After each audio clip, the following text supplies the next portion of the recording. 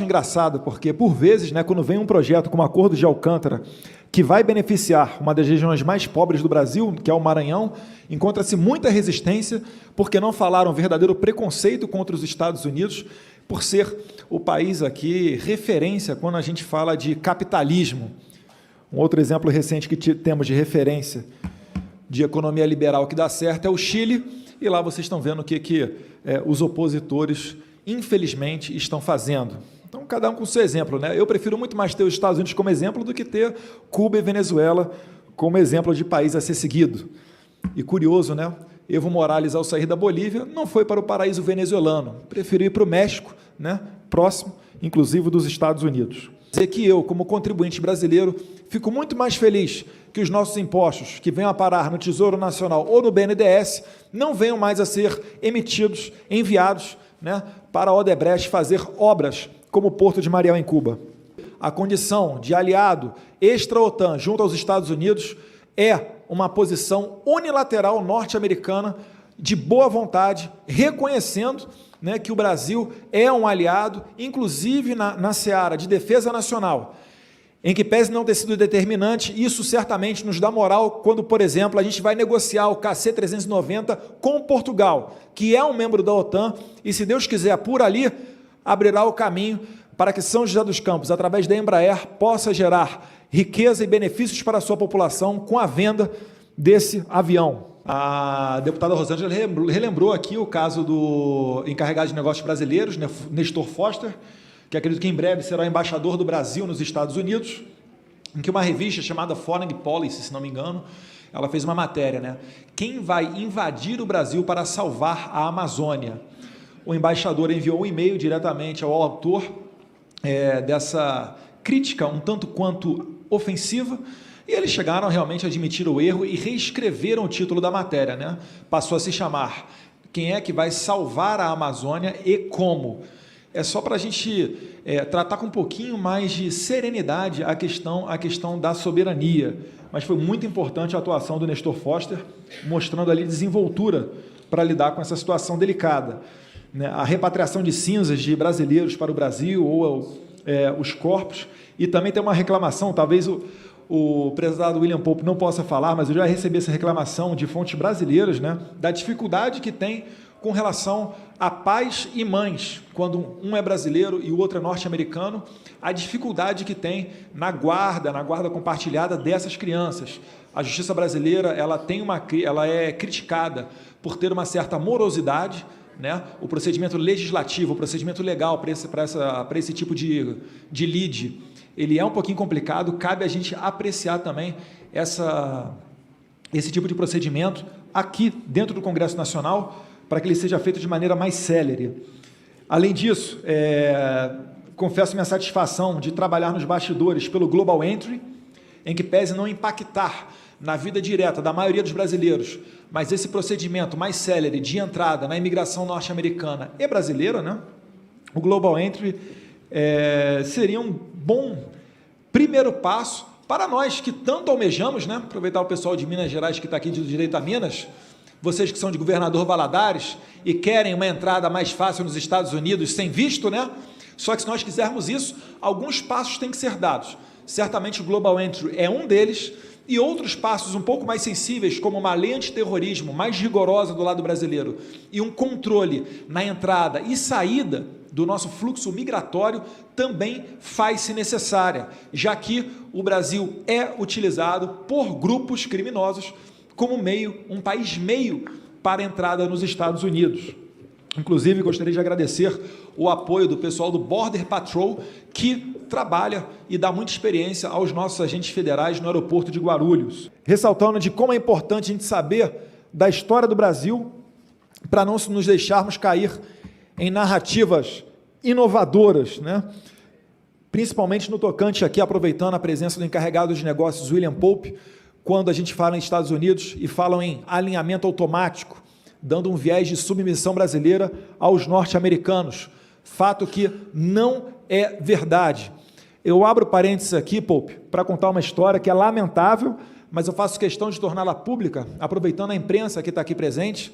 Eliana Oliveira, uma exceção do Globo, sempre com matérias fidedignas. Muito obrigado pela sua presença aqui. Jamais deturpou qualquer tipo de fala minha, enquanto cobriu qualquer viagem internacional do presidente, em que pese ser de um órgão que não gosta muito da minha família. Mas a questão é o seguinte, prezado encarregado de negócio William Pope. Quando eu estava no 2º grau, hoje, chamado ensino médio, tive alguns professores, notoriamente professor de geografia, que falava muito dos Estados Unidos de maneira pejorativa, sempre deixando que os alunos entendessem que um movimento que buscasse a igualdade através de um sistema socialista seria o caminho certo a ser seguido. E nós, jovens de 13, 14 anos, olhando o professor como referência, por vezes, acabamos seguindo esse caminho. Pois bem, no ano de 2001 ocorreu o 11 de setembro, e naquele tempo não tinha smartphone, Roberta. Então começou um murmurinho na sala de aula e as pessoas dizendo, Estados Unidos está sob ataque. Mas quem é que está bombardeando os Estados Unidos? Que história que é essa? Tocou a campainha, final de aula, cruzamos a rua para ir a um restaurante que tinha em frente à nossa escola e a gente viu lá as cenas dos aviões se chocando contra as Torres Gêmeas. E aí vem a parte lamentável. Uma boa parte da turma aplaudiu aquele ato e aquela violência. O que não representa certamente, prezado Pope, o sentimento da maioria dos brasileiros. E é por isso que eu faço questão de dizer aqui, da nossa intenção de mudar a lei de combate ao terrorismo do Brasil, principalmente através de um projeto de lei do deputado Major Vitor Hugo, e dizer que a gente tem sim que ter essa aproximação para ver os Estados Unidos como nosso aliado. Certamente a gente não vai convergir em tudo, mas a gente tem que resgatar a política do Barão do Rio Branco, que inclusive tem o busto, que enquanto eu presidente da Credem, eu trouxe o busto do Barão do Rio Branco, que ficava na parte escura, ao fundo da Credem, eu coloquei ele atrás do presidente, para que em todas as transmissões online ou vídeos da Credem, aparecesse ali o Barão do Rio Branco. Por quê? O Barão do Rio Branco começou a sua carreira secretariando o seu pai, não foi nepotismo, tá? No ano de 1870, Visconde de Rio Branco, quando estava fazendo os tratados do fim da Guerra do Paraguai, ele secretariou o seu pai, foi deputado e depois, mais adiante, devido ao sucesso, principalmente nas questões fronteiriças do Brasil, que junto com a questão da abolição da escravidão marcaram o século XIX, ele conseguiu fixar as fronteiras do Paraná e de Santa Catarina, bem como a do Amapá, junto à Guiana Francesa, e também a anexação do Acre. Não à toa, a capital do Acre se chama Rio Branco, graças ao Barão do Rio Branco. Esse personagem da diplomacia brasileira, que foi o chanceler que mais tempo esteve adiante do Ministério das Relações Exteriores, ficou ali por 10 anos, passando por 4 governos, e quando ele veio a falecer, o Rio de Janeiro fala-se que foi o ano dos 2 carnavais cariocas, em 1912, porque ele faleceu durante o carnaval, então o povo brasileiro, devido a ser uma figura tão querida, acabou se enlutando e depois, mais adiante, fez o carnaval, digamos, para valer.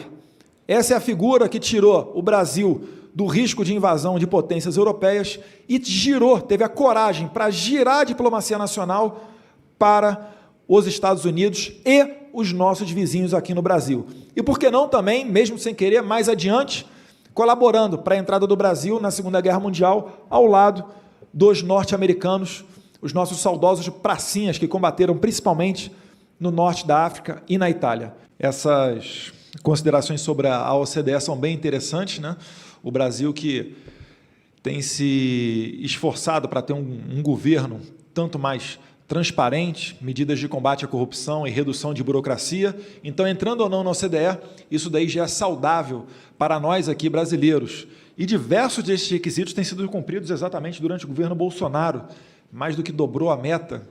Eu não vou falar os números certos de quais requisitos já foram cumpridos, mas certamente, em 10 meses de governo Bolsonaro, já foram cumpridos mais requisitos do que em toda a história do Brasil para a entrada na OCDE. Eu estou muito animado para a inauguração do escritório da Apex, o escritório comercial brasileiro, na cidade de Jerusalém, que eu acredito que é o primeiro passo para a transferência da embaixada, que certamente não vai demorar muito para transferir para aquela capital. Relembrando alguns fatores que não são tão conhecidos mesmo entre nós brasileiros, né? Como o primeiro país que reconheceu a independência brasileira foi exatamente os Estados Unidos, em 1824, e também foi o primeiro país que sediou uma embaixada brasileira, né, obviamente no exterior, em 1905, enquanto que o chanceler era o Rio Branco, patrono da diplomacia brasileira, ele responsável por um movimento, um dos líderes do movimento chamado Pan-Americanismo, quando nós giramos a nossa política internacional, saindo daquela atenção especial com as potências europeias e virando para os nossos vizinhos e também para os Estados Unidos. Tem uma frase de Joaquim Nabuco que diz que estar ao lado dos americanos é ter o melhor das marinhas, das armadas, o melhor dos exércitos. Marinha e exército que jamais teríamos, marcando um pouquinho, né, do que passou a ser a doutrina, a diplomacia internacional brasileira. Diplomacia essa que o embaixador Ernesto Araújo, à frente do Ministério das Relações Exteriores, busca resgatar nesse momento. E outro fato que merece atenção foi como que o Brasil entrou na Segunda Guerra Mundial, já que naquele tempo muitos viam com desconfiança sistemas democráticos como aquele vivido nos Estados Unidos e acabavam sendo seduzidos por sistemas fascistas ou nazistas vigentes na Europa. Então, o Brasil meio que ficou nesse dilema, porque naquele tempo estávamos vivendo aqui uma ditadura sob a égide de Getúlio Vargas, e no meio dessa discussão teve o proeminente embaixador do Brasil nos Estados Unidos, Oswaldo Aranha, um jovem de 40 anos, que depois veio a ter um papel crucial na fundação de Israel, mas que, naquele tempo, Oswaldo Aranha, que com 40 anos foi ser embaixador, sem falar inglês, sem ser de carreira, acabou traçando alguns acordos comerciais com os Estados Unidos e fez a aproximação de um militar, um general muito próximo de Vargas, chamado Góes Monteiro, e, além de acordos de economia liberal, também trouxe a CSN e, mais do que isso, treinamentos militares conjuntos. E isso é o que propiciou a visita de Franklin Roosevelt a Natal, quando ele se encontrou com o presidente Vargas, e selaram ali essa parceria, fazendo com que o Brasil não fosse para a Segunda Guerra ao lado dos nazistas, mas sim ao lado dos norte-americanos, que naquele tempo era visto com muita admiração, né, por Oswaldo Aranha. Ele, inclusive, escrevia cartas para Getúlio Vargas, deslumbrado de como que dava bem uma democracia, o respeito às liberdades, e que o Brasil poderia trilhar esse caminho, sem trilhar um caminho autoritário, como era vivido principalmente na Alemanha nazista. Inclusive, a CNI me convidou, recentemente eu estive em Natal, para um evento da Confederação Nacional das Indústrias, juntamente, né, em parceria com empresas alemãs, e um brasileiro me sugeriu, né, olha, quem sabe, quando o Trump vier ao Brasil, não faz um repeteco daquela foto histórica de Getúlio Vargas, Franklin Roosevelt, passeando num jipe e selando essa parceria militar americana e brasileira, que depois veio até se configurar como uma base naval em Natal. E os Estados Unidos têm tanto respeito ao Brasil que, após a Segunda Guerra, eles retiraram seus soldados e equipamentos de Natal, retornaram para os Estados Unidos e deixaram para nós o legado da base militar que existe lá até hoje. Então, a gente tem que resgatar essa história e dizer essa história bonita que tem entre Brasil e os Estados Unidos, que não é de alinhamento automático, mas sim de uma parceria que dá bons frutos para os dois países.